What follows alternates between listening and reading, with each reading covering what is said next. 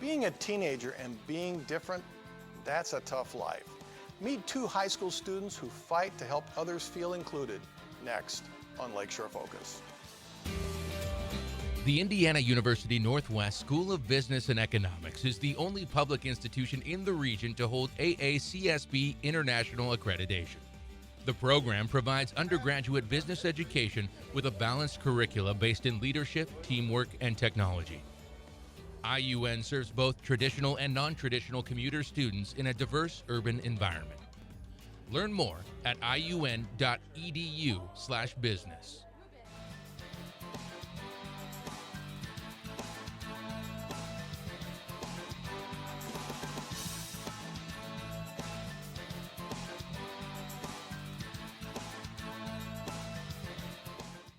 Welcome again to Lakeshore Focus, a weekly show highlighting the key issues, important events, and interesting people in our region. I'm Keith Kirkpatrick. Remember high school? For some it was a wonderful time, but many suffered by feeling left out, rejected, or pushed aside. Why? Because they were labeled and treated as different, and not in a good way. On our show, we have two students from Merrillville High School who tackle these issues every day as leaders in a very special club called STAND. Let's meet Ashton Anekwe, whose office in the organization is Director of Leadership, and Gubitz, the Director of School Affairs. You guys have pretty impressive titles and very complicated names. Yes. So where'd you come up with these very complicated names? And I'll get back to the titles after that. Okay. So where is this? Did I get your name right? Yeah, you did. Finally. Yeah. Okay. Because like the thing I do when someone can't pronounce my name, I was like, Anekwe. Like they always try to make it harder than it is. That helps. So where does this name come from? Well, my dad is an immigrant from Nigeria. He came over when he was like 23, and his name is his family name. Like I have two uncles that are doctors in this area, and a lot of people have seen them as like patients. So a lot of people recognize the name. They're like, "Oh, is your uncle Dr. Anekwe?" I'm like, "Yeah." So obviously I don't go to one of them because I don't know that name then. So where does your name come from, Carly? My name comes from my dad and his ancestors. He's Jewish, so we're kind of based from Russia, Belarus, but it's referenced as White Russia. Ah, I have been there many times, so we've got to talk about that. So 9 times. I have spent, I think, almost over 3 months there. So Wow. maybe I know some of your relatives. Yeah, maybe. Although I have to think about that name. So you guys have pretty impressive titles. It sounds like you're like on the staff at the school. Do they pay you for your jobs? I wish. Yeah, no. You wish, right? I wish. So you're director of what? Leadership. So what does that mean, being the director of leadership in STAND? Sometimes I feel like it's just a fancy title for president. Like there's, so we have a group of leaders. There's 11 of us. Yeah. And each of them has an appointed name, and director of leadership is typically like the president. Like there's me and another girl. We run the meetings and we tell the leaders what they need to do. We assign jobs for them to do and such and such. And you're director of school Affairs. Yeah. So what does that mean? I basically keep track of the community service hours. With each meeting and each event we go to, we get a certain amount of community service hours, and I kind of put that into Excel spreadsheets. I get it out to the STAND members to see, and I just really keep track of it throughout the whole year. Wow, that sounds pretty impressive. Yeah. Both of you. So what year in school are you? You're now a what? Senior. You're a senior. Yeah. So this is your last year. Yes. The big year. And Carly? I'm a sophomore. Now, how does a sophomore get a leadership position in an organization like this? How'd that happen? A good STAND speech at the end of the year. So you have to compete for these? Oh, yeah. I think I was competing with one other girl. I definitely wanted this, so I fought hard with my speech and I rewrote it. I definitely went through it many times, and I think it turned out really well, as I can tell now. Evidently. Yeah. And good enough they put you on TV here, so that's good.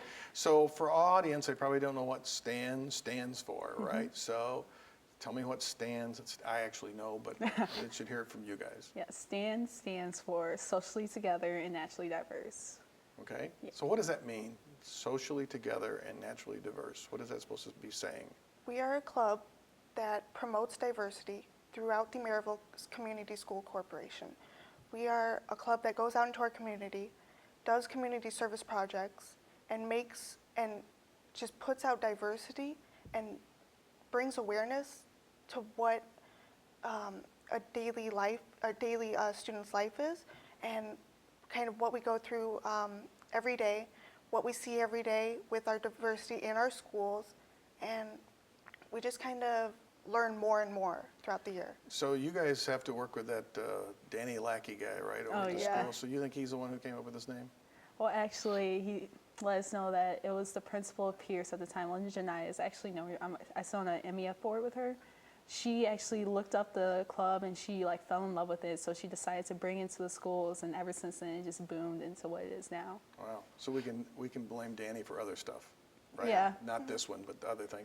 He gets So, a pass. so a lot of our viewers are probably a little older. This is probably not necessarily always a show that, a lot of young people watch, although I'd like to change that. Oh, yeah. So, and so you'll have to tell all your friends around the Oh, show. yeah. So what's it like to be in high school today? I mean, what's it like, I would believe I was fortunate enough to have so far a good high school experience, but a lot of people, they just don't enjoy high school. It's not a good experience for them. So why has it been a good experience for you? For me, I've just put myself around a good group of people. I joined Santa Club early when I was a sophomore, so I was around those great group of people, a lot of upperclassmen that guided me and showed me the ropes of high school, and they were my friends. I was able to hang out, get introduced to a lot of other people, and it's just I kept myself away from what I didn't need to be around. So it's been good for you. Yeah. Has school been good for you? Freshman year was definitely a little rocky. Definitely needed to change my group of people. I did join Stand, and now I'm hanging out with a really great group of people, and I'm just really excited about this year. So is freshman year just that kind of rocky, or what was the deal with kind of the wrong group you were in? Freshman year, definitely the course load hits you hard, and you are not prepared for it, and you just have to run with it. And then along with that, you have to have a really great support system within your friends to keep yourself motivated, also with the motivation within yourself.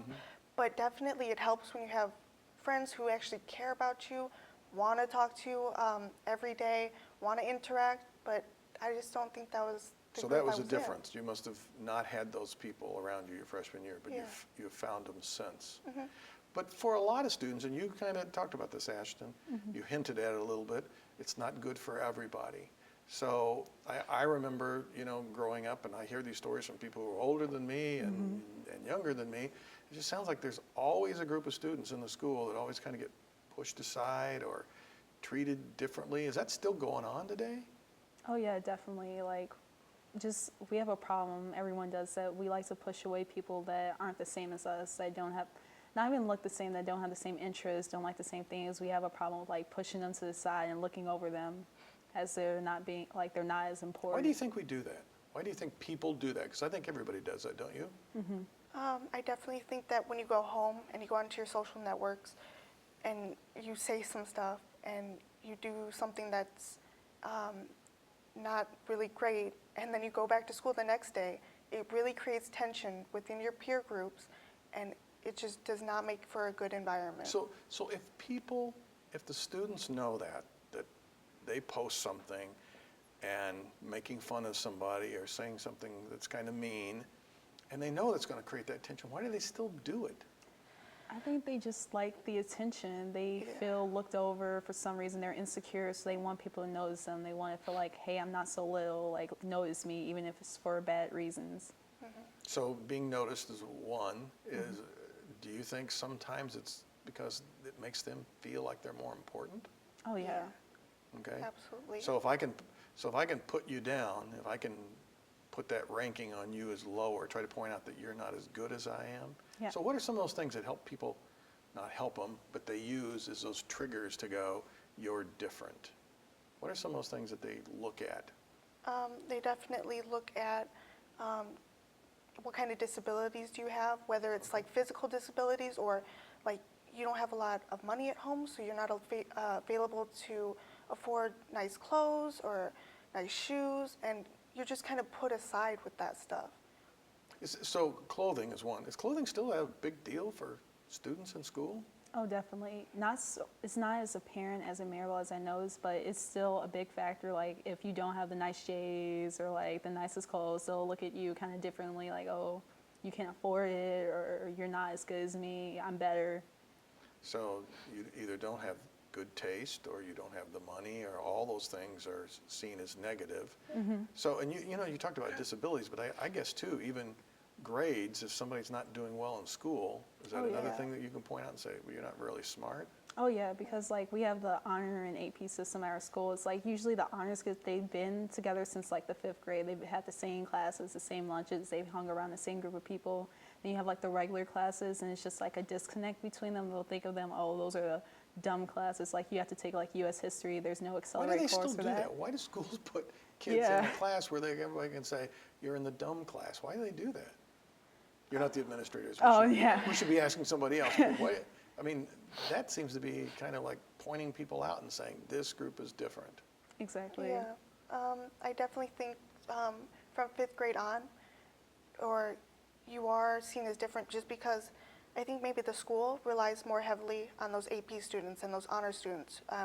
And while they do push the, I guess you could say, regular education students, it is seen more prestigious, I guess, to be in these types of classes. So it really does have a stigma on those regular kids, which is really a wrong perception because they are smart as well. So it seems like, and I think this has been around for 4,000 years, there's like a pecking order or ranking, right? You know, certain things move you up and certain things move you down. Oh yeah. And why do people, is it just human nature, you think? Everybody wants to kind of move up, and one of the ways to move up is to push everybody else down? Yeah, definitely, because they want everyone to fit in like this tight little box. They want to categorize people, but we're all so different in so many different ways that you can't put them into this little box. That people are starting to learn that now, but it's still so far for them to understand that. So have you ever felt like you were treated as different, that you were in a situation where people did something where you're like, wow, I'm really being treated differently? Yeah, there was this one time in 8th grade, I was in the cafeteria. A few tables down, there was a boy. He swept his hair to the side and he drew on his Hitler mustache and he started mocking Hitler. I'm Jewish, so it definitely offended me, as well as I think other people that I was sitting around, because I think everyone knew what happened to Jews in World War II. So it was definitely not right for this kid to have this action. So what did really you do? wrong. I didn't really do anything. He came up to my table actually, I remember this, and I think that later on he apologized for it, but I don't think I remember saying anything to him at that moment. Do you remember how you felt? Yeah, I felt a little scared because I was like, this is really totally, completely wrong, and I was just, I think, shocked maybe, but Caught you off guard. yeah. But he's making these like, you're different, you're weird, and just, you know, everything he was doing. Would you handle that differently today if that happened? Yeah, I definitely think being in stand would help me handle it differently. I would address the situation, ask him maybe why, and then ask him, do you realize what kind of effect you're having? That's a good question. So have you felt like you've been treated differently? I think so. Like, it hasn't been as a parent to me because I try to keep myself away from that. But people will like ask me questions. Like, if they're a group of Caucasian people, like at work, this girl came up to me, and she's like, I have a question for you, but I don't want you to get offended. And I was like, okay, sure. Where's she going with this? I was like, exactly. I'm like doing my job. I'm like, okay, where is she going with this? So she's like, okay, so I go to the store and I buy makeup and I look at the foundation. It's not really that dark. Like, do black people wear makeup because foundation isn't that dark? I'm like, yeah, they do. It's just like, it doesn't have to be like literally the color black for us to wear it. So that was just really funny. Like, I took it humorously, but I was like, why did she ask me that question? Like, did she not know that? Did it offend you? No, it didn't at the time because like I knew the girl, like I worked with her all summer and I knew she wasn't like a prejudiced person. So I knew it was just really genuine curiosity. So I was like, okay. So actually you felt good about her asking you that question? Yeah. I think sometimes people are afraid to ask sometimes, but it's actually a good thing to do. So do you see other people getting treated differently? I guess in my experience, I think everybody in their life has that experience being treated differently at some point. And do you think that helps them be more aware of what's going on?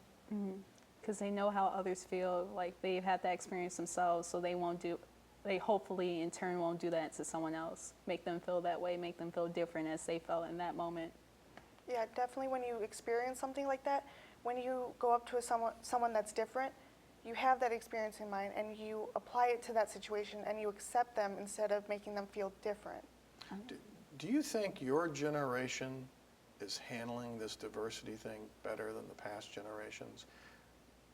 I think we definitely are, because older generations, like my mom's generation, even my sisters, like my sisters are like, my middle sister's 10 years older than me. So they grew up in a different generation where they were taught to keep things in, like if you're different, you feel a different way, you need to keep that to yourself, don't talk about it, I don't want to see it. If it happens at home, keep it there. But now this generation is a lot more open with things. Like, I feel this way, I'm this person, I'm going to be that person no matter what you think or how you feel. And I think that's really a great thing about us. Like, we don't care anymore. We don't want to be in this box. We want to be ourselves. So you all sit around and talk to each other about how different you are? Is that what you do?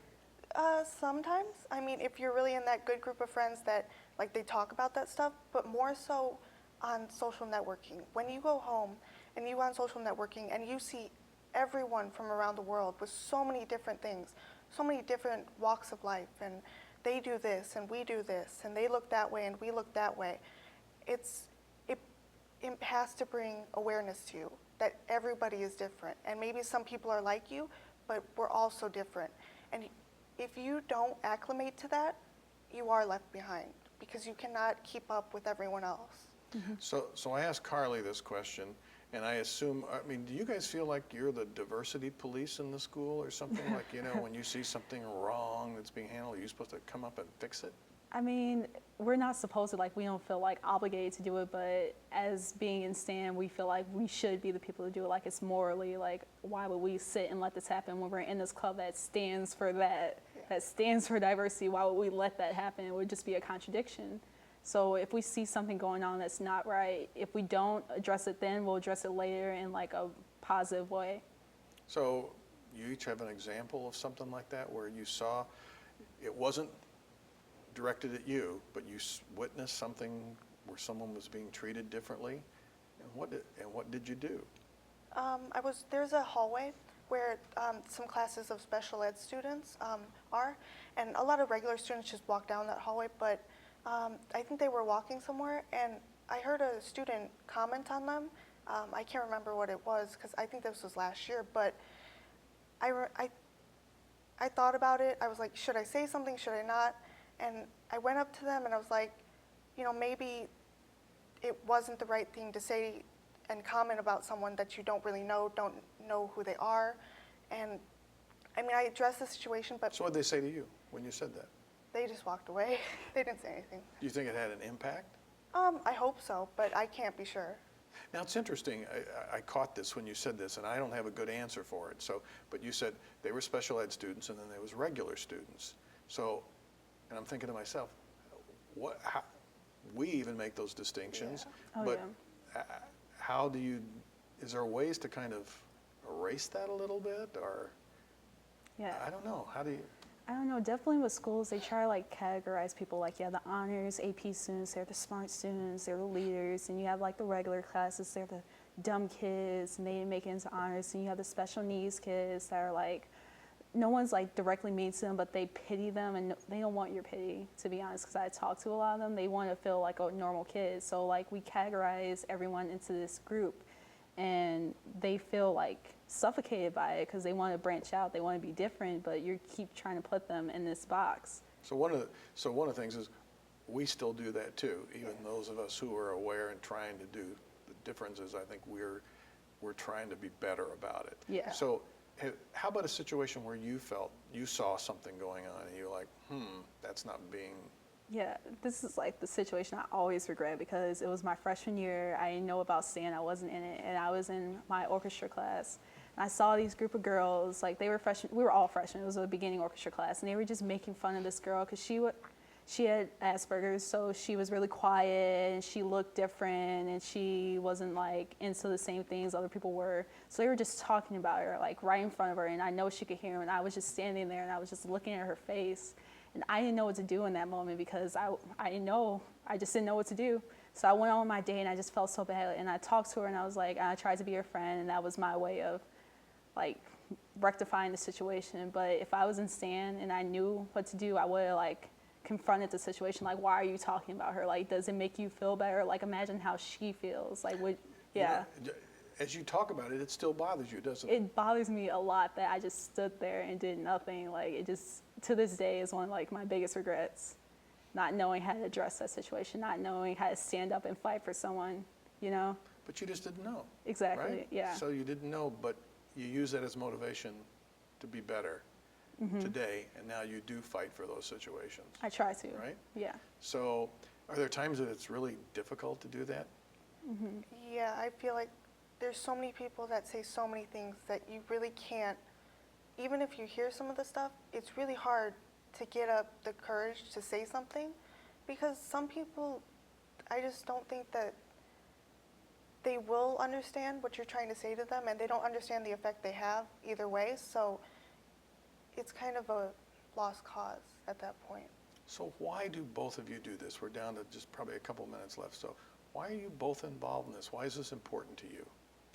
I don't know, like in freshman year, I felt like I just wandered through school. Like freshman year was okay, but I was like, I hung out with some people, they were okay, and everything was okay, but I wanted to be good, I wanted to be great, like I wanted to be a leader. So my friend brought me in the Stand, and I just fell in love with it. I was like, Stand is my life now, so I wanted to become that leader. But why'd you fall in love with it? Why is it so important to you? Because as soon as I walked in, I could feel the atmosphere, that this was a family. This wasn't a club, this wasn't a group that like they meet one day a week and then that's it, this is a family. So you like that feeling? Yeah. Why are you involved in this? I love and I'm very passionate about diversity. I go to Merrillville High School, where for me, I'm a minority in that school. And so I want to be aware, and I want to be I want to be so aware of what's going on around me, the people who I'm around. And I want to learn skills in the club so I can apply them to my adult life. So I can bring those skills of people are different. There's diversity in the world, to my adult life, to college, to share with other people, to spread the word. And my dad told me this story once, and he said he didn't see the first African American kid until he went to college. And to know that is completely insane. And I don't want to have people be sheltered. So I want to spread these ideas from Stan to everybody and anyone. Well, I really commend both of you for what you're doing, and it gives, I think, our viewers great hope to see young people like you in leadership roles and doing great things. So thanks for being on the show. You guys did a great job. Thank you. All right, thanks.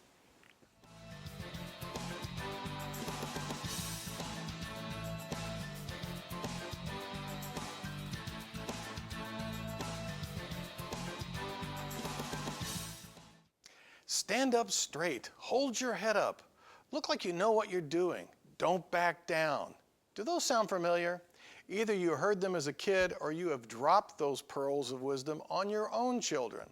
For most of us, it's both. Those phrases were intended to help a youngster become stronger, acquire some grit. We did not want another person to be able to take advantage of our child. We expressed those strong encouragements in the hopes of witnessing self-confidence growing from within. It was all about self. Think about the kids who adopt those same behaviors when standing up for a cause or for another person.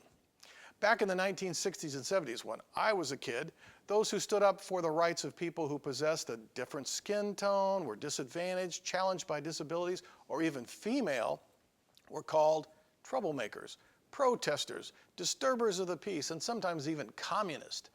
Thankfully, they continued their actions, and eventually many of these groups won their full rights and advanced in society. I think we have advanced from that period in time. Not completely, but we can admire those who fought the good fight. Today, people are still pushing to help others who are treated differently or unjustly. Let's focus on our young people who are taking on these same challenges. They are resisting actions that seek to make others feel inferior, incapable, unworthy, or unwanted. Bullying, social media attacks, verbal assaults, cutting remarks, and nonverbal gestures are only a few of the ways that people diminish or damage others. I admire the kids who stand up straight and go face to face with one of the abusive people. I applaud the teenagers who hold their heads up high as they hear verbal taunts directed at them. I appreciate the young person who will look like they know what they're doing when helping someone who is struggling with an issue. And I admire our youth who will not back down when fighting for a cause. I think it is a bit easier to do this today, but it still takes courage, lots of it. The difference? Admiration and appreciation are more often given to those fighters. Rather than labeling them as troublemakers and protesters, let's compliment their actions and call them heroes. It's my hope that each Lakeshore Focus show is one you find worthy of viewing. We want to enlighten and make you more aware of what is going on in our communities. We sincerely appreciate when you watch Lakeshore Public Television, whether at the time we air or from our website. Your reactions and thoughts are always interesting to hear, so send those emails and notes. Our address is listed on your screen. Please note our web address and visit the site when you can. There is so much to see. By the way, thanks to the 6 people I bumped into this week and who said that they were watching and offered really nice compliments. We appreciate our viewers. Join us next week for another Lakeshore Focus. Until then, I'm Keith Kirkpatrick saying, make a positive difference in our world today. The Indiana University Northwest School of Business and Economics is the only public institution in the region to hold AACSB International accreditation. The program provides undergraduate business education with a balanced curricula based in leadership, teamwork, and technology. IUN serves both traditional and non-traditional commuter students in a diverse urban environment. Learn more at iun.edu/business.